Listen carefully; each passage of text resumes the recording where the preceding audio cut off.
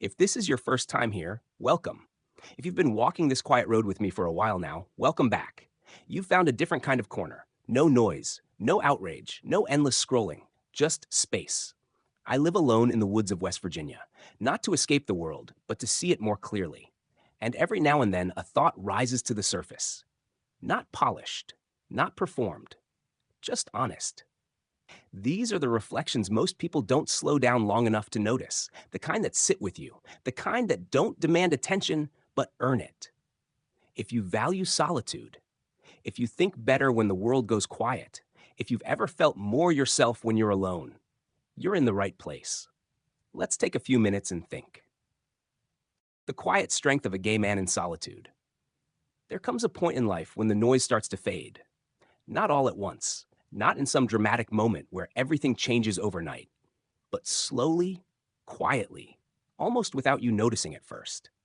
The invitations stop coming as often. The need to be seen begins to loosen its grip. The energy it once took to keep up, to stay relevant, to stay desirable, starts to feel heavier than it's worth. And somewhere in that shift, a question begins to form. What if stepping away isn't a loss? What if it's a return? Because for many of us, especially as gay men, the world we were told to belong to was never really built to last. It's a young man's world. Fast, social, visual, always moving. There's nothing inherently wrong with that. It serves a purpose. It gives people a place to explore, to connect, to feel seen in ways they may not have earlier in life. But it's not designed for stillness.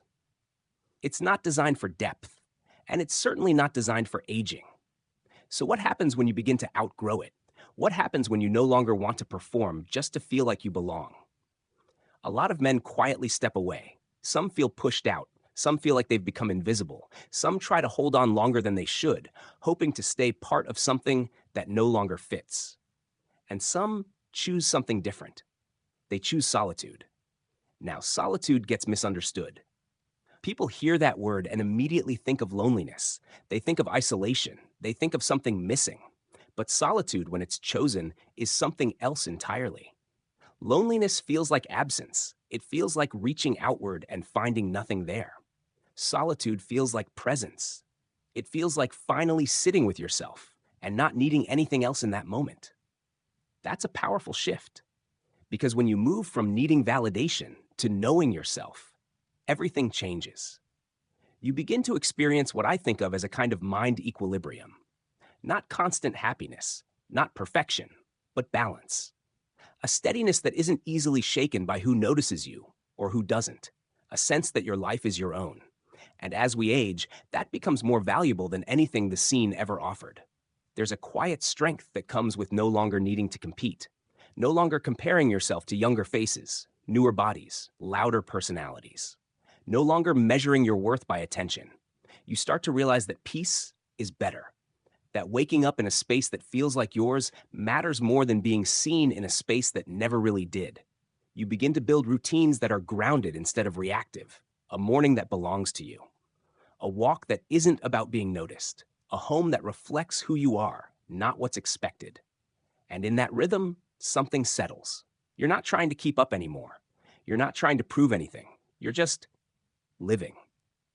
And for many gay men, there's another layer to this: loss. Whether it's the loss of a partner, the loss of friends over time, or even the quiet loss of who we once thought we needed to be. Those things don't get talked about enough, and the world doesn't slow down to give us space to process them. But solitude does. Solitude gives you room to sit with those experiences without distraction, not to dwell in them, but to understand them, to let them shape you in a way that's honest instead of rushed. There's growth that only happens in stillness, growth that can't be forced. Growth that asks you to be present with yourself in a way that no crowd ever will.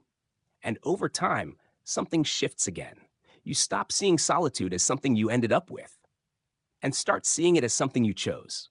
A life that isn't centered on constant connection doesn't mean it lacks meaning. It means the meaning is coming from somewhere deeper, from within, from a place that isn't dependent on being seen, liked, or desired. And that's where a different kind of fulfillment begins. One that's quieter, but far more stable. Because thriving doesn't always look social. It doesn't always look busy. It doesn't always look like what the world told you it should. Sometimes Thriving looks like peace. It looks like knowing who you are when no one is watching. It looks like being comfortable in your own presence. It looks like a life that fits you instead of one you have to fit into. And if you found yourself stepping away from the noise, if you've started choosing your own company more often, if you've begun to realize that you don't need the scene to feel whole, there's nothing wrong with you. You didn't fall behind. You didn't miss out. You found something different, something quieter, something stronger. And whether you hear it often or not, you're not the only one walking this path. And that's today's thought. Nothing loud, nothing flashy, just something to carry with you as you move through your own quiet. If it stirred something in you, sit with it. If it challenged you, good. If it gave you a little more clarity, even better. If you value this kind of space, help keep it alive. Like the video. Share it with someone who thinks better in silence. And subscribe so you don't miss the next reflection. Until next time, protect your quiet.